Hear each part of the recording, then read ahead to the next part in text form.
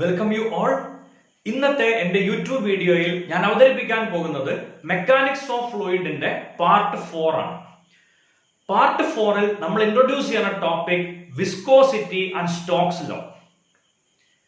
Viscosity പറയുന്നതിന് മുന്നേ നമുക്ക് മറ്റൊരു ടോപ്പിക്കിലേക്ക് പോവാം. ഫ്രിക്ഷൻ. എന്തായിരുന്നു ഫ്രിക്ഷൻ എന്ന് പറഞ്ഞാൽ? കോണ്ടാക്ട് ഉള്ള രണ്ട് സർഫസുകൾ മൂവ് ചെയ്യുമ്പോൾ അവരുടെ മൂവ്മെന്റിനെ ഒപ്പോസ് ചെയ്യണ ഫോഴ്സ്, ഇതിനായിരുന്നു നമ്മൾ ഫ്രിക്ഷൻ എന്ന് വിളിച്ചത്. It's A force which opposes the relative motion between two adjacent layers. Adjacent layers move ചെയ്യണ സമയത്ത്, കോണ്ടാക്റ്റിലിരിക്കുന്ന അഡ്ജസന്റ് ലെയേഴ്സ് മൂവ് ചെയ്യണ സമയത്ത് അവരെ റിലേറ്റീവ് മോഷനെ ഒപ്പോസ് ചെയ്യണ ഫോഴ്സിനെയാണ് നമ്മൾ എന്ത് പേരിട്ട് വിളിച്ചത്? ഫ്രിക്ഷൻ എന്ന് വിളിച്ചത്. സോളിഡിൽ ഫ്രിക്ഷൻ ആണ്, ഫ്ലൂയിഡിൽ എത്തുമ്പോൾ ആ ഫ്രിക്ഷനെ വിളിക്കുന്ന പേരാണ് വിസ്കോസിറ്റി. സോ സിമ്പിൾ ആയിട്ട് പറഞ്ഞാൽ ഫ്ലൂയിഡിന്റെ ഫ്രിക്ഷൻ ആണ് വിസ്കോസിറ്റി. അതെങ്ങനെയാ ഫ്ലൂയിഡിന് ഫ്രിക്ഷൻ ഉണ്ടാവുക? അതിൽ കോണ്ടാക്ടിങ് ലെയറുകൾ ഉണ്ടാവുമോ? സയൻസ് പറയണത് ശരിയാണെങ്കിൽ, അല്ലെങ്കിൽ അങ്ങനെ ആണ്, സയൻസ് കണ്ടെത്തിയ ഐഡിയ പ്രകാരം ഒരു ലിക്വിഡ് ഫ്ലോയിൽ ലിക്വിഡ് ഒരുപാട് ലെയറുകളായിട്ടാണ് സഞ്ചരിക്കുന്നത്. സോ അടുത്തടുത്തുള്ള രണ്ട് ലെയറുകൾ തമ്മിൽ ഒരു കോണ്ടാക്ടിങ് ഫോഴ്സ് ഉണ്ടാവും. ആ ഫോഴ്സിനെ നമ്മൾ വിളിക്കുന്ന പേരാണ് വിസ്കോസിറ്റി. വളരെ സിമ്പിൾ ആയിട്ട് ഒരു എക്സാമ്പിൾ ആലോചിച്ച് നോക്കുക. 5 പേര് കൈകൾ പിടിച്ചുകൊണ്ട് ഗ്രൗണ്ടിലൂടെ ഓടുകയാണ്. 5 ആൾക്കും 5 സ്പീഡാണ്. എന്തായിരിക്കും സംഭവിക്കുക? ഒന്നാമത്തെ ആള് ചെറിയ സ്പീഡ്, 5 വരെ സ്പീഡ് കൂടിക്കൂടി വരികയാണെങ്കിൽ 2ഉം 3ഉം 4ാമത്തെ ആളുടെ അവസ്ഥ പരിതാപകരായിരിക്കും. കാരണം അവരുടെ കൈ മുന്നിലേക്കും പിന്നിലേക്കും സ്ട്രെച്ച് ചെയ്തിട്ടാണ് ഉണ്ടാവുക. ഇങ്ങനൊരു കേസ് വരുമ്പോൾ ഫ്ലോ കൂടുകയാണോ കുറയാണോ ചെയ്യുക? വളരെ സിമ്പിൾ ആണ്, ഫ്ലോ കുറയും. കാരണം ഒന്നാമനെ മുന്നോട്ട് വലിക്കാൻ ശ്രമിക്കും, മൂന്നാമനെ പിന്നോട്ട് വലിക്കാനാണ് ശ്രമിക്കുക. അങ്ങനെ ഓരോരുത്തരും ചെയ്യുമ്പോൾ അവരെ ഫ്ലോ ഇല്ലാണ്ടാവുകയാണ് ചെയ്യുക. ഇതന്നെയാണ് ഫ്ലൂയിഡിലും സംഭവിക്കുക. അടുത്തടുത്തുള്ള ലെയറുകൾ തമ്മിൽ അങ്ങോട്ടും ഇങ്ങോട്ടും പിടിവലി കൂടുമ്പോൾ അവരെ ഫ്ലോ റെഡ്യൂസ് ആവും. ഈ റിഡക്ഷനെയാണ് നമ്മൾ എന്ത് പേരിട്ട് വിളിക്കുക? വിസ്കോസിറ്റി എന്ന് വിളിക്കണം. ഐഡിയ ക്ലിയർ ആയിട്ടുണ്ടാവുമെന്ന് പ്രതീക്ഷിക്കണം. ഇനി അതിന് മറ്റൊരു എക്സാമ്പിൾ നോക്കാം. മേശയുടെ മുകളിലേക്ക് നമ്മളൊരു കപ്പിൽ വെള്ളം എടുത്തൊഴിക്കാം, വെളിച്ചെണ്ണ എടുത്തൊഴിക്കാം, കുറച്ച് ഹണി എടുത്തൊഴിക്കുക. ഈ 3 ഒരേ സ്പീഡിലാണോ പോവുക? അല്ലാന്ന് ഉറപ്പാണല്ലോ. Honey is more viscous than water and coconut oil is more viscous than water. ഈ പറഞ്ഞ ഐഡിയ നിങ്ങൾക്ക് ഈ എക്സ്പെരിമെന്റ് വളരെ സിമ്പിൾ ആയിട്ട് കിട്ടും. ഒന്ന് പരീക്ഷിച്ച് നോക്കുക. ഇതിൽ ഏതിനാണ് വിസ്കോസിറ്റി? ഞാൻ പറഞ്ഞു ഹണിക്കാണ് വിസ്കോസിറ്റി കൂടാനുള്ളത്. ഇനി നിങ്ങൾ NCERT ടെക്സ്റ്റ് ബുക്ക് നിങ്ങൾ റെഫർ ചെയ്താൽ അതിന് കിട്ടുന്ന ഒരു ഐഡിയ ഉണ്ടായിരിക്കും. ബ്ലഡിന് വാട്ടറിനേക്കാൾ വിസ്കോസിറ്റി ഉണ്ട്.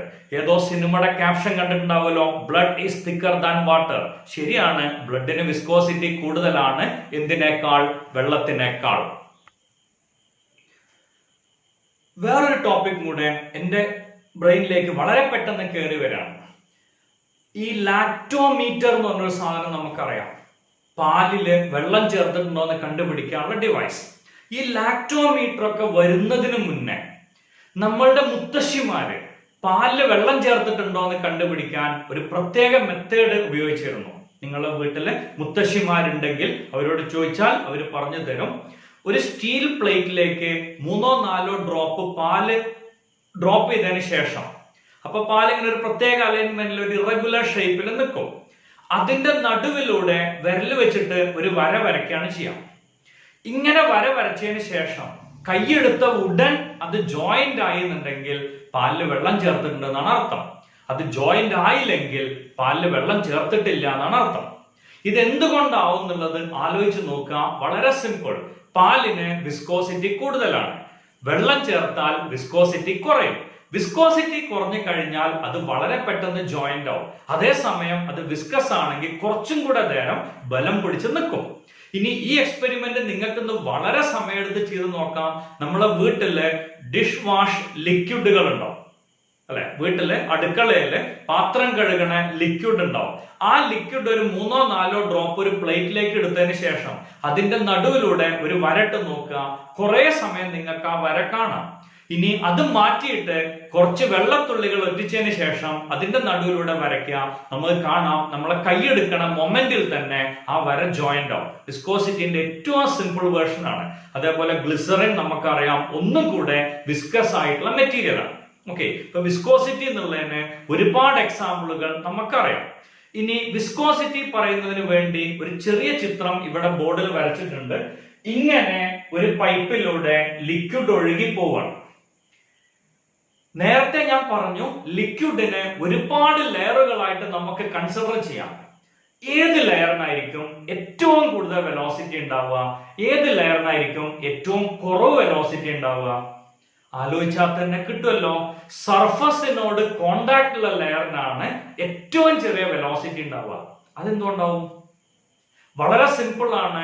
സർഫസുമായിട്ട് കോണ്ടാക്ട് ഉള്ള liquid layer, surface zero velocity ആണ്. സോ ആ ലെയറിന്റെ വെലോസിറ്റി സീറോ ആവാനാണ് ആ ലെയറും സർഫസും ആഗ്രഹിക്കുക. അതുകൊണ്ട് വെലോസിറ്റി കുറയും. സെന്ററിലേക്ക് പോകുന്തോറും വെലോസിറ്റി കൂടി കൂടി വരും. അവിടെ ഒരു പുതിയ ടോപ്പിക് ഇൻട്രൊഡ്യൂസ്ഡ് ആവുകയാണ്. സർഫസിൽ നിന്ന് ഡിസ്റ്റൻസ് കൂടുമ്പോൾ വെലോസിറ്റി ചേഞ്ച് ചെയ്യും. അത് കാണിക്കാൻ ഒരു പുതിയ ടോപ്പിക് ഇൻട്രൊഡ്യൂസ് ചെയ്യാണ്, velocity divided by distance.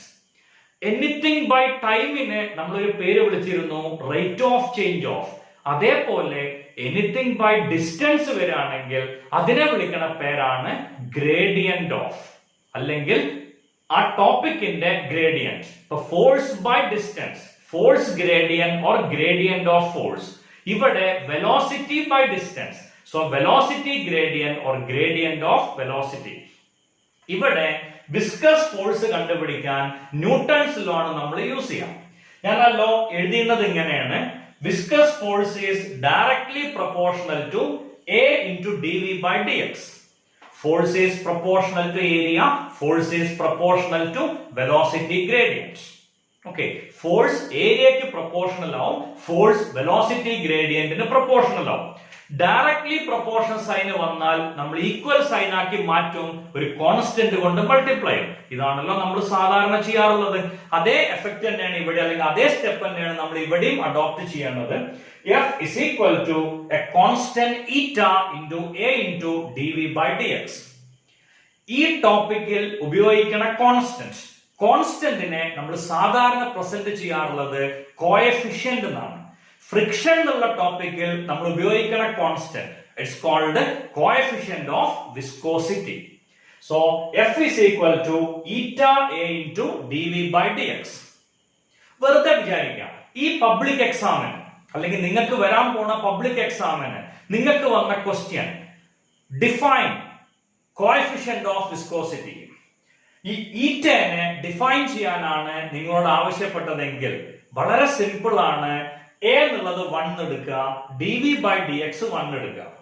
A 1 ആണ്, dV by dx 1 ആണ്. അങ്ങനെയാണെങ്കിൽ F ന്റെ ഇക്വേഷൻ എന്തായിട്ട് മാറും? F is equal to eta. ഈ രണ്ട് ക്വാണ്ടിറ്റി ഉണ്ടാവില്ല, അപ്പൊ F is equal to eta എന്നുള്ളത് മാത്രം അവിടെ ഇൻട്രൊഡ്യൂസ്ഡ് ആവും. ഓക്കെ, സോ അതിനെ എക്സ്പ്ലെയിൻ ചെയ്യാൻ എളുപ്പമല്ലേ? Coefficient of viscosity is the viscous force. എപ്പോ? Per unit area, per unit velocity gradient. വളരെ ഈസിയാണ്. നമുക്ക് വേണ്ടത് മാത്രം നിർത്തുക, അല്ലാത്ത രണ്ട് ക്വാണ്ടിറ്റികൾ 1 എന്ന് വിളിക്കാം. So coefficient of viscosity is the viscous force per unit area, per unit velocity gradient. Okay, ഇനി ഈറ്റ എന്നുള്ള പുതിയൊരു ക്വാണ്ടിറ്റി നമുക്ക് കിട്ടി. ഫിസിക്സിൽ ഒരു പുതിയ ക്വാണ്ടിറ്റി കിട്ടിയാൽ നമ്മൾ ആദ്യം കണ്ടുപിടിക്കേണ്ടത് അതിന്റെ യൂണിറ്റ് ആണ്, പിന്നെ കണ്ടുപിടിക്കേണ്ടത് അതിന്റെ ഡയമെൻഷൻ ആണ്. ഈറ്റ എന്നുള്ളതിന്റെ യൂണിറ്റും ഡയമെൻഷനും കാണാനുള്ള ഡ്യൂട്ടി നിങ്ങൾക്ക് വിട്ടു തരുന്നു. ഫോഴ്സിന്റെ യൂണിറ്റ് നമുക്കറിയാം, ഏരിയയുടെ യൂണിറ്റ് നമുക്കറിയാം, വെലോസിറ്റിയുടെ യൂണിറ്റ് നമുക്കറിയാം, ഡിസ്റ്റൻസിന്റെ യൂണിറ്റും നമുക്കറിയാം. അപ്പൊ സ്വാഭാവികമായിട്ടും നമുക്ക് ഈറ്റയുടെ യൂണിറ്റ് കിട്ടും. തെറ്റാതിരിക്കാൻ ചെയ്ത് നോക്കിയിട്ട് കിട്ടേണ്ട ആൻസർ ഞാൻ ഇവിടെ എഴുതിയിട്ടുണ്ട്. Newton second per metre square.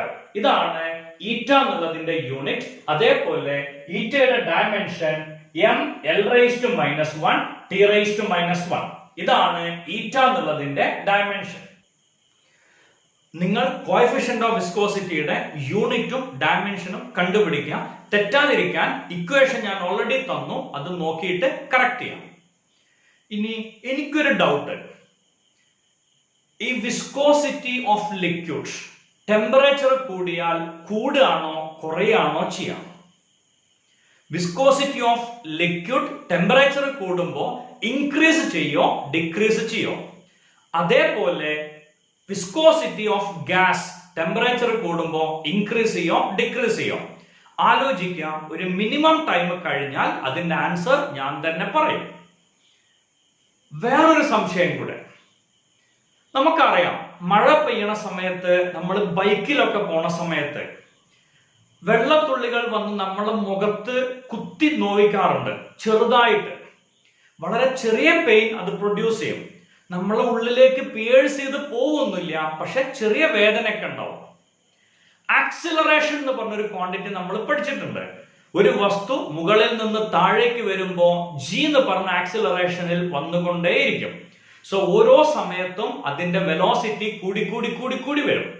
അപ്പൊ മുകളിൽ നിന്ന് മഴത്തുള്ളി താഴേക്ക് വരുമ്പോ ഓരോ സെക്കൻഡിലും അതിന്റെ സ്പീഡ് കൂടി കൂടി കൂടി വരികയായിരുന്നെങ്കിൽ എന്ത് സംഭവിക്കണമായിരുന്നു? നല്ല മഴ ഉള്ള ഒരു സമയത്ത് ഒരാള് ബൈക്കിലൂടെ ഹെൽമെറ്റ് വെക്കാതെ സഞ്ചരിച്ചു വിചാരിക്കാം, അത്യാവശ്യം സ്പീഡിൽ. അയാളുടെ മുഖത്ത് ആകെ കുത്തി തുളച്ചുകൊണ്ട് മഴത്തുള്ളി ഉള്ളിലേക്ക് കയറി പോവേണ്ടതല്ലേ? അതെന്താ മഴത്തുള്ളി അങ്ങനെ കുത്തി തുളച്ചു പോവാത്തത്? അതെന്റെ ഉള്ളിൽ വന്ന ഒരു സംശയമാണ്. ഇതിന്റെ ഉത്തരവും നിങ്ങളോട് പറയും കുറച്ച് സമയത്തിന് ശേഷം. ഇനി നേരത്തെ ചോദ്യം എടുക്കാം. ലിക്വിഡിന്റെ വിസ്കോസിറ്റി ടെമ്പറേച്ചർ കൂടുമ്പോ കൂടുകയാണോ കുറയാണോ ചെയ്യാം? വളരെ സിമ്പിൾ ആണ്. നമുക്കറിയാം, നെയ്യൊക്കെ ഒരു കുപ്പിയിലിരിക്കുമ്പോ കട്ടിയായിട്ടാണ് ഉണ്ടാവുക. ആ നെയ്യ് പുറത്തെടുക്കണമെങ്കിൽ എന്താ നമ്മൾ സാധാരണ ചെയ്യാം? ആ കുപ്പി ചൂടാക്കും. ചൂടാക്കുമ്പോ നെയ്യ് വളരെ ഫ്രീ ആയിട്ട് ഒഴുകാൻ തുടങ്ങും. ഒഴുകാൻ തുടങ്ങുക എന്ന് പറഞ്ഞാൽ വിസ്കോസിറ്റി കുറഞ്ഞു എന്നല്ല അർത്ഥം. സോ നെയ്യ് ചൂടാക്കുന്ന സമയത്ത് അത് ഒഴുകാൻ തുടങ്ങുകയാണ്. അപ്പൊ നെയ്യിന്റെ വിസ്കോസിറ്റി കുറഞ്ഞു കുറഞ്ഞു വരികയാണ് ചൂടാക്കുമ്പോൾ. സോ ലിക്വിഡിന് ടെമ്പറേച്ചർ കൂടിയാൽ വിസ്കോസിറ്റി കുറയും. ഗ്യാസ് നേരെ ഓപ്പോസിറ്റ് ആണ്. ഗ്യാസ് ടെമ്പറേച്ചർ കൂടുമ്പോഴാണ് അതിന്റെ മോളിക്യൂൾസ് അടുത്തടുത്ത് വരിക. അങ്ങനെ വരുമ്പോഴാണ് അവർ തമ്മിൽ എന്തെങ്കിലും അട്രാക്ഷൻ ഉണ്ടാവുക.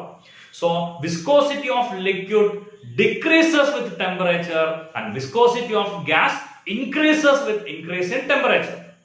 ടെമ്പറേച്ചർ കൂടുമ്പോൾ ലിക്വിഡിന്റെ വിസ്കോസിറ്റി കുറയും, ഗ്യാസിന്റെ വിസ്കോസിറ്റി കൂടും. That is, viscosity of liquid decreases with increasing temperature and viscosity of gas increases with increase in temperature. ലിക്വിഡിന്റെ വിസ്കോസിറ്റി ടെമ്പറേച്ചർ കൂടുമ്പോൾ കുറഞ്ഞു വരും, ഗ്യാസിന്റെ വിസ്കോസിറ്റി ടെമ്പറേച്ചർ കൂടുമ്പോൾ കൂടി വരും. ഐഡിയ വ്യക്തമായിട്ട് മനസ്സിലായിട്ടുണ്ടാവുമെന്ന് പ്രതീക്ഷിക്കണം. ഓക്കെ, ഇനി ഒരു വസ്തു ഒരു ലിക്വിഡിലൂടെ താഴേക്ക് താഴേക്ക് പോരാണ്. ഒരു ഓബ്ജക്റ്റ് ലിക്വിഡിലൂടെ താഴേക്ക് താഴേക്ക് പോരാ. എക്സാമ്പിൾ പറയാൻ സിമ്പിൾ ആണ്. ഒരു ബക്കറ്റിൽ വെള്ളം നിറച്ചതിന് ശേഷം ഒരു ചെറിയ ബോൾ ബെയറിംഗ് ആ വെള്ളത്തിന്റെ സർഫസിൽ വളരെ സോഫ്റ്റ് ആയിട്ട് കൊണ്ടുപോയിട്ട് വെച്ചാൽ initially its speed will increase. After a few time its velocity become a constant. That constant velocity is called terminal velocity. ഫ്ലൂയിഡിലൂടെ ഒരു വസ്തു നീങ്ങുമ്പോൾ ഒരു മിനിമം ടൈം കഴിയുമ്പോൾ അതിന്റെ വെലോസിറ്റി കോൺസ്റ്റന്റ് ആയിട്ട് മാറും. ആ കോൺസ്റ്റന്റ് വെലോസിറ്റിനെ വിളിക്കുന്ന പേരാണ് terminal velocity. When an object moving through a fluid, after a few time its velocity become constant. That constant velocity is called terminal velocity. ഇനി ഞാൻ നേരത്തെ ചോദിച്ച ചോദ്യം, മഴ പെയ്യുമ്പോൾ നമ്മളെ ശരീരത്തിൽ കുത്തി ഉള്ളിലേക്ക് തുളച്ചു കയറാറില്ല. അതിന്റെ കാരണം സിമ്പിൾ. മഴത്തുള്ളികൾ അറ്റ്മോസ്ഫിയറിലൂടെ താഴേക്ക് വരുമ്പോൾ ഒരു മിനിമം ടൈം കഴിയുമ്പോൾ അതിന്റെ വെലോസിറ്റി കോൺസ്റ്റന്റ് ആയിട്ട് മാറും. സോ അതിന് കൂടുതൽ ആക്സിലറേഷൻ കിട്ടില്ല. അപ്പൊ സ്വാഭാവികമായിട്ടും ഒരാൾക്ക് തോന്നാവുന്ന ഡൗട്ടുകൾ ഒന്നല്ലേ, അങ്ങനെയാണെങ്കിൽ തെങ്ങുമെന്ന് തേങ്ങ വീഴുമ്പോ അതൊരു കോൺസ്റ്റന്റ് വെലോസിറ്റിയിലാവുമല്ലോ വരിക, ഭംഗിയായിട്ട് പോയി പിടിക്കാലോ. അങ്ങനെ പിടിച്ചാൽ അത് ചിലപ്പോൾ അവസാനത്തെ ക്യാച്ച് ആയിരിക്കും. അതിന്റെ കാരണം വളരെ സിമ്പിൾ ആണ്. എയറിന്റെ ഫ്രിക്ഷൻ കൊണ്ട് ഈ വെലോസിറ്റിനെ കോൺസ്റ്റന്റ് ആക്കി നിർത്താൻ സാധിക്കണം. അത് ചെറിയ മാസുകൾക്ക് മാത്രമേ സാധിക്കുള്ളൂ. സോ വാട്ടർ ഡ്രോപ്സ് അറ്റ്മോസ്ഫിയറിലൂടെ വരുമ്പോൾ ഒരു മിനിമം ടൈം കഴിയുമ്പോൾ അതിന്റെ വെലോസിറ്റി കോൺസ്റ്റന്റ് ആവും. ആ വെലോസിറ്റിനെ നമ്മൾ വിളിക്കുന്ന പേരാണ് ടെർമിനൽ വെലോസിറ്റി. കൃത്യമായിട്ട് മനസ്സിലായിട്ടുണ്ടാവും എന്ന് പ്രതീക്ഷിക്കണം. ഇവിടെ നമ്മളൊരു ചെറിയ ട്യൂബ് കൺസിഡർ ചെയ്യണം. ആ ട്യൂബില് ലിക്വിഡ് നിറച്ചിട്ടുണ്ട്. ലിക്വിഡ് നിറച്ച ട്യൂബിന് കുറെ റീഡിങ്ങുകൾ ഇട്ട് വെച്ചിട്ടുണ്ട്. ഇവിടുന്ന് ഒരു ഓബ്ജക്റ്റിനെ താഴേക്ക് ഡ്രോപ്പ് ചെയ്യുന്നു. അപ്പോ ഈ ഈക്വൽ ഡിസ്റ്റൻസ് ട്രാവൽ ചെയ്യാൻ ഈക്വൽ ടൈം ആണ് എടുക്കണതെങ്കിൽ motion along a straight line എന്ന് പറഞ്ഞ ചാപ്റ്റർ പ്രകാരം നമുക്കറിയാം the object is moving with uniform velocity. ആ യൂണിഫോം വെലോസിറ്റിനല്ലേ ഇവിടെ നമ്മൾ ടെർമിനൽ വെലോസിറ്റി എന്ന് വിളിക്കണേ. ഇനി അതിൽ ഏറ്റവും ഇമ്പോർട്ടന്റ് ആയിട്ടുള്ള തിയറങ്ങൾ ഒന്നാണ് Stokes formula. Okay, Stokes law. ആ സ്റ്റോക്സ് ലോ പറയുന്നത് ഇങ്ങനെയാണ്: when an object moving with terminal velocity, the viscous force acting on the object F equal to 6 pi eta RV. ഈ ഇക്വേഷനെ വിളിക്കുന്ന പേരാണ് Stokes formula. F equal to 6 pi eta RV. ഇന്ന് ഇതിനു മുന്നേ നിങ്ങളോട് ഒരു ഇക്വേഷൻ പറഞ്ഞു, ഇപ്പൊ രണ്ടാമത്തെ ഇക്വേഷൻ പറയണു. ഒന്നാമത്തെ equation Newton's law of viscous force F equal to eta A into dV by dx. രണ്ടാമത്തെ equation Stokes formula F is equal to 6 pi eta RV. ഈ രണ്ട് ഇക്വേഷൻസ് ഡിറൈവ് ചെയ്യാനാണ് നിങ്ങളോട് ക്വസ്റ്റ്യൻ വന്നതെങ്കിൽ പബ്ലിക് എക്സാമിന് നിങ്ങൾക്ക് ഒരു ക്വസ്റ്റ്യൻ കിട്ടുകയാണ് ഡിറൈവ് സ്റ്റോക്സ് ഫോർമുല. ചിലപ്പോ നമ്മൾ ഇത് ക്ലാസ്സിൽ പഠിച്ചിട്ടുണ്ടാവില്ല. പിന്നെ എങ്ങനെ നമ്മളത് ചെയ്യാം? അങ്ങനെ ഏതെങ്കിലും ഡെറിവേഷൻ ചെയ്യാൻ നമ്മൾ കുടുങ്ങുമ്പോ 90% നമ്മളെ സഹായിക്കാൻ എത്തുന്ന ചാപ്റ്റർ ആണ് യൂണിറ്റ്സ് ആൻഡ് മെഷർമെന്റ്. അതിലെ പ്രിൻസിപ്പിൾ ഓഫ് ഹോമോജിനിറ്റി എന്നുള്ള ഇക്വേഷൻ പ്രകാരം ഓക്കെ നമ്മൾ ഇക്വേഷനെ കൃത്യമായിട്ട് എന്ത് ചെയ്യുക, അല്ലെങ്കിൽ ഡയമെൻഷന്റെ അപ്ലിക്കേഷൻ ഓഫ് ഡയമെൻഷൻ എന്നുള്ള ആ ക്വാണ്ടിറ്റി പ്രകാരം എഫിന്റെ ഡയമെൻഷൻ നമുക്കറിയാം. Eta raised to A, R raised to B, V raised to C. ഇങ്ങനെ വാല്യൂസ് കൊടുത്തിട്ട് എ ബി സിന്റെ വാല്യൂ കാണാനുള്ള മെത്തേഡ് യൂണിറ്റ്സ് ആൻഡ് ഡയമെൻഷൻസ് അല്ലെങ്കിൽ യൂണിറ്റ്സ് ആൻഡ് മെഷർമെന്റ് എന്നുള്ള ചാപ്റ്ററിൽ നമ്മൾ ഓൾറെഡി പഠിച്ചിട്ടുണ്ട്. ആ മെത്തേഡ് ഉപയോഗിച്ചുകൊണ്ട് നമുക്ക് ഇതിന്റെ ഇക്വേഷൻ ഡിറൈവ് ചെയ്ത് പോരാം. ഇവിടെ eta raised to A, R raised to B, V raised to C എന്നാണ് നമ്മൾ കൊടുത്തതെങ്കിൽ എന്റെ വാല്യൂ നിങ്ങൾക്ക് കിട്ടുക 1 ആയിരിക്കും, ബിന്റെ വാല്യൂ കിട്ടുക 1 ആയിരിക്കും, സിന്റെ വാല്യൂ കിട്ടുക 1 ആയിരിക്കും. അപ്പൊ നമുക്ക് ഇക്വേഷൻ ഡിറൈവ് ചെയ്യാലോ. അഥവാ അങ്ങനെ ഒരു ക്വസ്റ്റ്യൻ വരാൻ സാധ്യത കുറവാണ്. ഇൻ കേസ് അങ്ങനെ ഒരു ക്വസ്റ്റ്യൻ വരികയാണെങ്കിൽ ഈ മെത്തേഡ് നമുക്ക് അഡോപ്റ്റ് ചെയ്യാവുന്നതാണ്. ഓക്കെ, ഇനി എം എന്നുള്ള മാസ് താഴേക്ക് വരികയാണ്. അതിന്റെ മുകളിൽ ആക്ട് ചെയ്യുന്ന ഫോഴ്സ് ആണ് mg. നമുക്കറിയാം ഫ്രീ ആയിട്ട് താഴേക്ക് വരുന്ന ഏത് വസ്തുവിലും ആക്ട് ചെയ്യുന്ന ഫോഴ്സ് ആണ് mg.